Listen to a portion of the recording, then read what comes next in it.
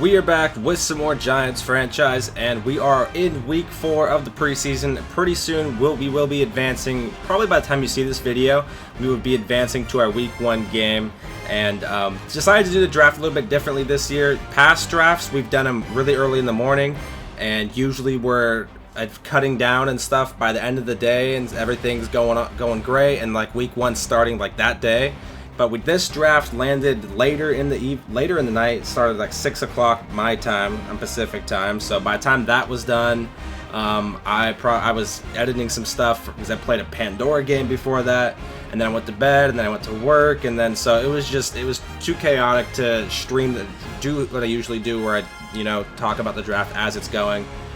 So we're starting off in week 4. Got some things to talk about. First thing first is, who did we draft with that 5th round pick, or the 5th pick in the 1st round? So with that option, I had a couple ways. I could have went with the tackle that was really high rated. I could have went with like a corner. There was a corner that was pretty good. I don't know. I could have went a couple ways, but I decided to go with what I thought was our biggest need, and it was tight end. So Darren Kaufman is the tight end that we chose with that pick, 1st round pick at number 5, and he was actually 2nd in true talent. So we got the 2nd highest overall player in the draft at that number 5 spot, which I think is pretty good.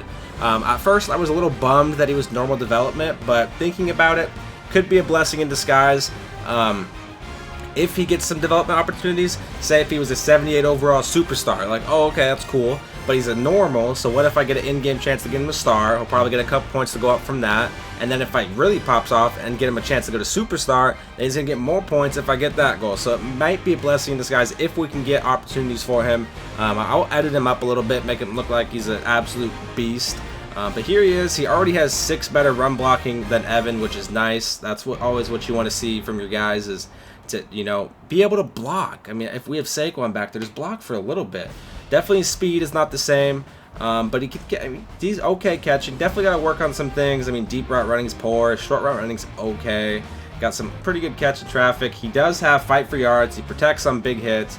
Balance penalties. A team player. So I think it's good. It's going to be a good fit for us. We'll see how he plays out, but no more drop open passes trait, which is what we want to see. I want to see him make some contested catches. If you guys watch the Packers one, Josiah, the tight end that I got, the rookie I have in the Packers, makes crazy ass catches. That dude is a beast. That's the type of tight end I want.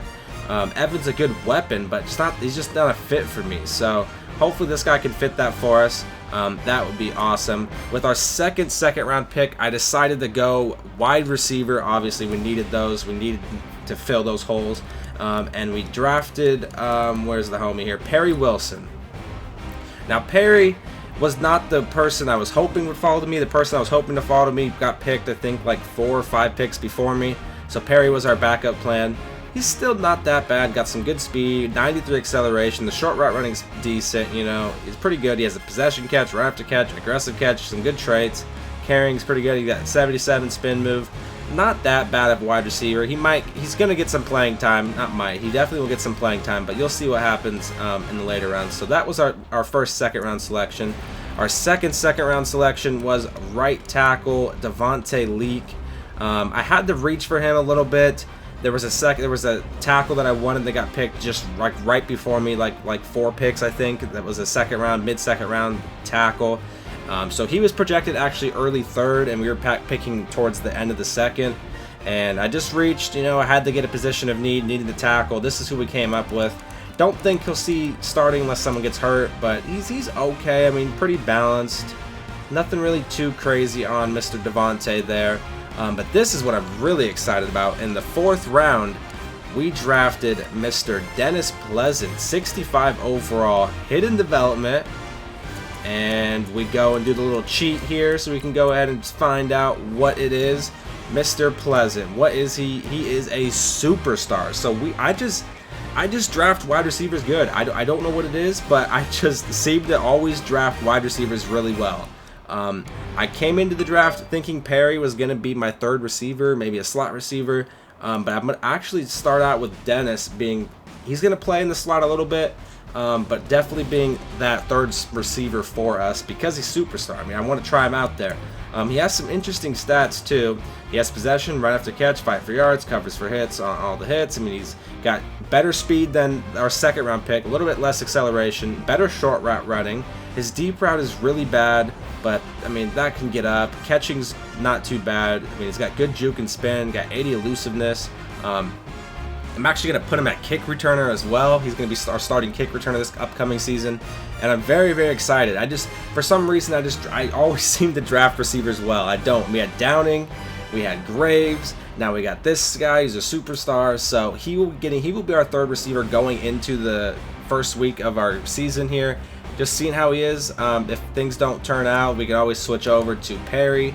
I also signed this wide receiver in the free agency, so we could, go after him. And Tally, I just picked up as a depth piece.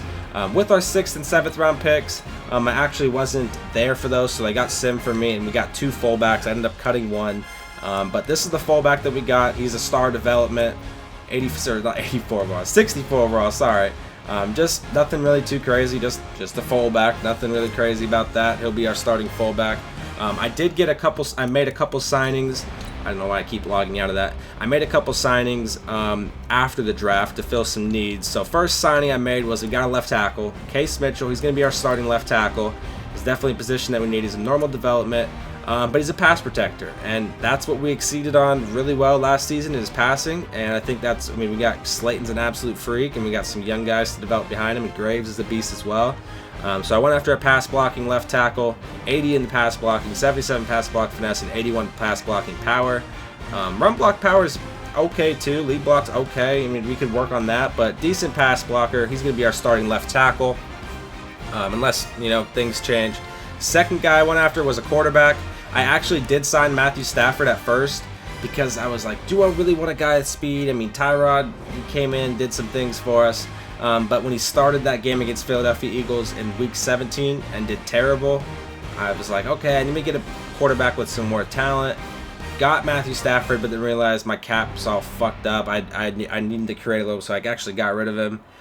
Couldn't keep the Matthew Stafford deal. So we got Nathan Kane. He's a little bit cheaper. He's 61 overall. He's kind of young. Hopefully we don't ever have to use him, but that's who our backup is. I mean, he has some speed. 84, 86, so maybe we could do something with Tyrod like we did with him, or do something with him like we did with Tyrod. Who knows? But that is our backup quarterback. The next signing we made, we got Tally, by the way. That was one of them.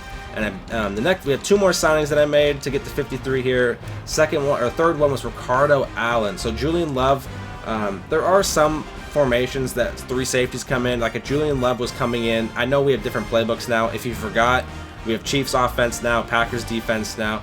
There's still some formations where the backup safeties come in a little bit here and there, and I do like having a good, solid backup safety that can play, And so we got a veteran here, Ricardo Allen. He's getting up there in age, but he's a decent backup. 75 overall. He'll help us out. He's a star development. That doesn't matter too much. Speed, not really there because he's getting up there in age, but I mean the play recognition's there, the awareness is there. He should be in the right spots at the right time. So that is who we have as our backup safety.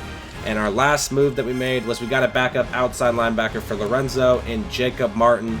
Just was looking for someone with some speed because Lorenzo has some speed as well with the 92 acceleration, absolute god. So we went with Jacob, 68 overall. Got some good speed, good tackling, decent finesse move, so he's going to be our backup outside linebacker. When this video goes live, I will be re-rolling Daniel Jones' abilities. I don't have enough tokens yet, but once this video goes up, I'll have enough tokens. So we could say goodbye to all of his abilities. Hopefully we get some better stuff. Right now, we have Bazooka, Lofting Deadeye, Anchored Extender, and Clutch, which, if I'm being honest, the only thing I've ever used is Lofting Deadeye. But this thing I don't think is ever activated for me. Clutch, okay, sure. And Bazooka, I don't get people that go that far. I don't. Or if I do, he's not in the zone at that point. So we're gonna be re-rolling all these.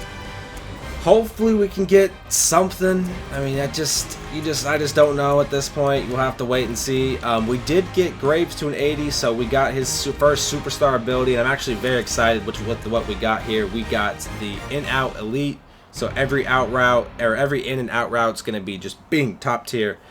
That's what Keenan Allen had, and it helped us out a lot. So that's a pretty good ability to have on Andy. We got Graves, or not Graves, Slayton with his post and corners and all that stuff.